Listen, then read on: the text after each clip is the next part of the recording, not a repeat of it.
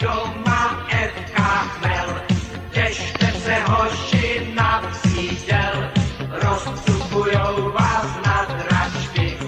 Plšanské zlaté kopačky, celý svět ale zatím bohužel zná jenom české pivo a český chmel, ale až pozná Plšany, jak uměj sázet banány, let který Magnazy je chtěl, Plšany fotbal FK Chmel. Go, go, Plšany! Go, go! Už se ženou jako ptáci, naši zlatí Plšáňáci. Hej no stršňu, hej no včel, sláva nazdar FK Chmel. Už ho vezou, už se řídí, už je první balón síti. Plšany teď dáme gól, dáme gól, dáme gól, dáme gól, dáme gól, dáme gól.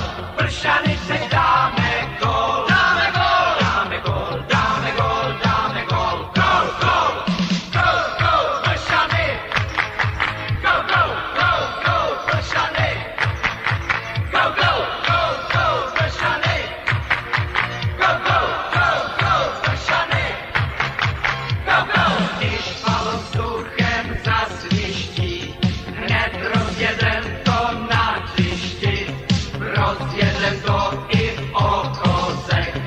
Plšanský útok bere dech, budete vzpomínat na naše obránce, kolik vám zapálíme do rance. Plšanský golman to je kos, kdo ho chce přelský sputřenost. Plšanský trávník plný lajn a na něm naši kluci fajn, fajn, fajn. Go, go, Plšany! Go, go! Už se ženou jako ptáci, naši zlatí Plšáňáci. Hej no stršňu, hej no včel, sláva nazdar FK Chmel.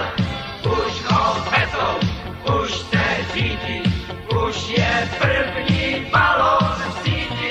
Plšany teď dáme gól, dáme gól, dáme gól, dáme gól, dáme gól, dáme gól.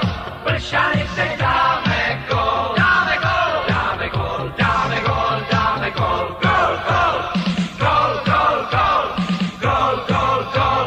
Plšany teď dáme